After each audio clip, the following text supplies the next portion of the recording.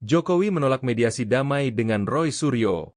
Penolakan ini dilakukan Jokowi setelah menerima keluarga alumni UGM, Kagama, Cirebon Raya di Solo, Kamis, 15 Mei 2025.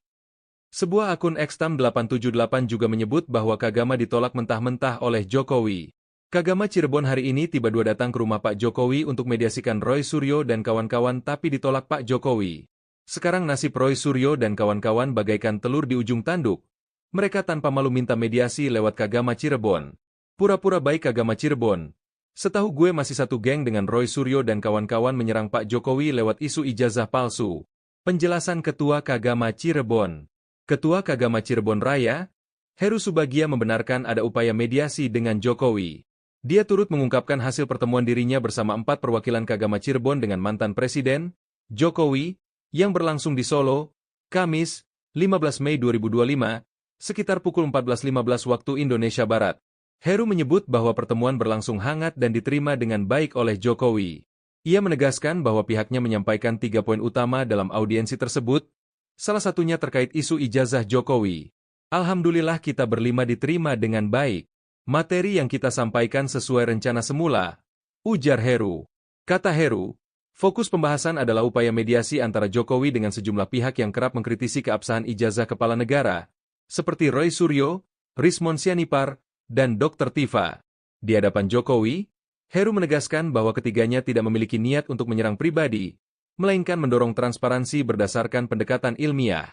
Heru bilang, Kagama Cirebon sudah mengupayakan jalur komunikasi untuk mempertemukan Jokowi dengan para alumni dan pihak terkait guna menyelesaikan persoalan ini secara kekeluargaan dan dalam bingkai kealumnian.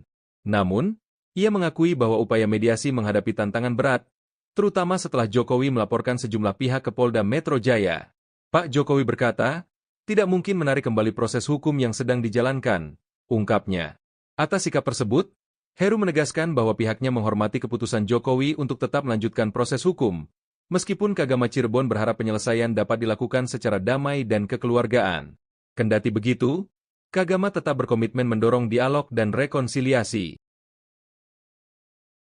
Kuasa hukum Jokowi, Rifai Kusumanegara memberikan klarifikasinya terkait tak adanya nama terlapor dalam laporan polisi yang diajukan Presiden ke-7 RI Joko Widodo, Jokowi, kepada Polda Metro Jaya pada 30 April 2025 lalu. Rifai membenarkan, memang dalam LP yang dibuat Jokowi 30 April lalu, pihaknya tak mencantumkan nama terlapor, termasuk tak mencantumkan nama Roy Suryo atau Dr. Tifa yang menjalani pemeriksaan di Polda Metro Jaya, Kamis, 15 Mei 2025.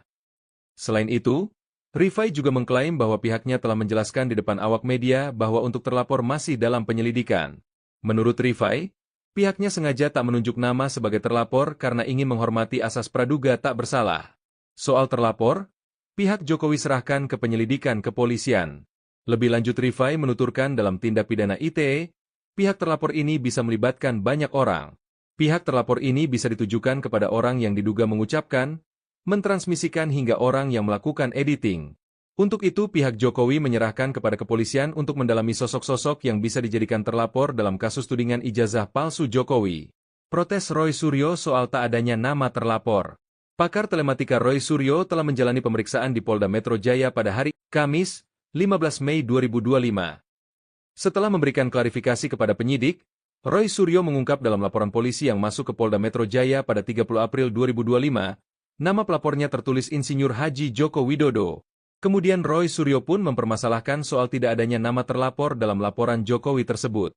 Klarifikasi Polda Metro Jaya. Kabid Humas Polda Metro Jaya, Kombes Pol Ade Arisya memberikan klarifikasinya soal nama terlapor dalam LP Jokowi pada 30 April 2025 lalu. Ade menyebut, soal detail nama-nama terlapor dalam LP Jokowi itu, hingga kini masih dalam penyelidikan. Ade pun hanya bisa mengonfirmasi bahwa pelapor dalam LP tersebut adalah Jokowi.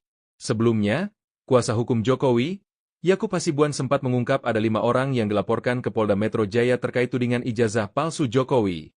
Mereka diantaranya adalah RS, S, RS, T, dan K.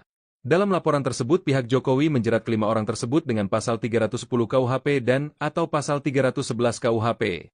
Serta pasal 35 Yungto pasal 51 ayat 1, pasal 32 ayat 1, Yungto pasal 48 ayat 1, dan atau pasal 27A Yungto pasal 45 ayat 4, Undang-Undang Nomor 11 Tahun 2008 tentang Informasi dan Transaksi Elektronik.